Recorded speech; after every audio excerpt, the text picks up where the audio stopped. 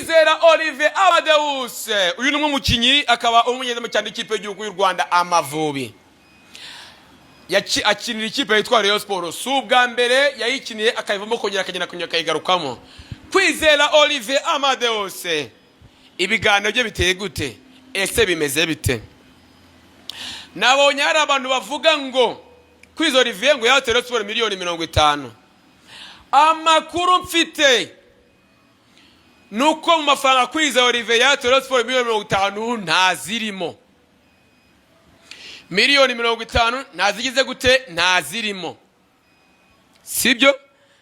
Amakuru legend Kimwaga akura kubegereye KWIZERA Olivier aravuga yuko we bamubeshyera atiza ko amafaranga ariko amafaranga ntago ari muri Rayon Sport ntago ari byavuye muri Rayon Sport. Nabonye hari aba birakariyemo ngo amakuru yose byanye gutya na gutya. KWIZERA Olivier ni yatse miliyoni 50 gusa amafaranga yatse ari hagati ya miliyoni 30 na miliyoni 40 z'amafaranga y'u Rwanda kuba yasinya amasezerano y'imyaka 2 mu ikipe ya Rayon Sport.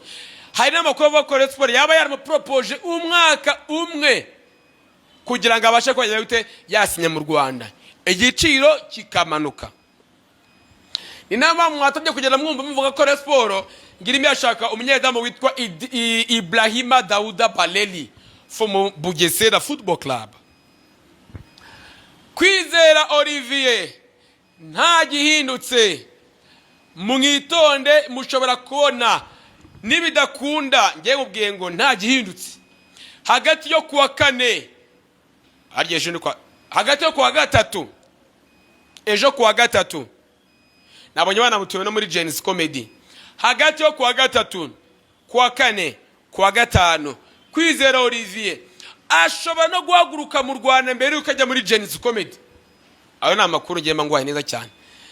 KWIZERA Olivier bamutuye muri Genesis Comedy ariko nta gihindutse ashobora no guhaguruka mu Rwanda mbere ukajya muri Genesis Comedy.